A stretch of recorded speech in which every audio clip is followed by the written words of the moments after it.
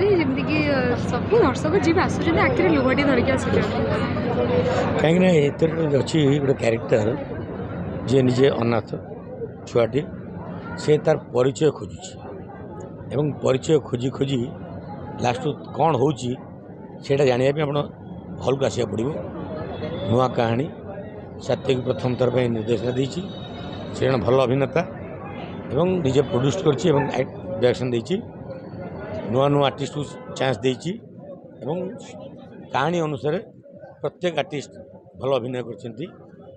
ତେଣୁ ଆଉ ଗୋଟେ ଖୁସି ଖବର, ଯେତେବେଳେ ସାତ୍ୱିକର ଦେହ ଖରାପ ହେଇଥିଲା ତା ପୂର୍ବରୁ ଏ ଫିଲ୍ମଟା କରିଦେଇଥିଲା ଏବଂ ଯେତେବେଳେ ତାର ରୋଗଟା ଆରମ୍ଭ ହେଲା ସେଥିରେ କଷ୍ଟ ଥାଇକି ବି ସେ ସୁଟିଂ ସାରିଛି।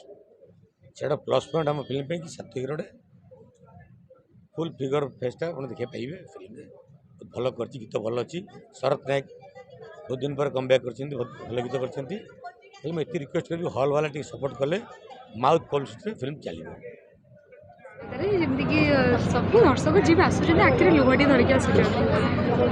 କାହିଁକିନା ଏଥିରେ ଅଛି ଗୋଟେ କ୍ୟାରେକ୍ଟର ଯିଏ ନିଜେ ଅନାଥ ଛୁଆଟି, ସେ ତାର ପରିଚୟ ଖୋଜୁଛି ଏବଂ ପରିଚୟ ଖୋଜି ଖୋଜି ଲାଷ୍ଟକୁ କ'ଣ ହେଉଛି ସେଇଟା ଜାଣିବା ପାଇଁ ଆପଣ ହଲ୍କୁ ଆସିବାକୁ ପଡ଼ିବ।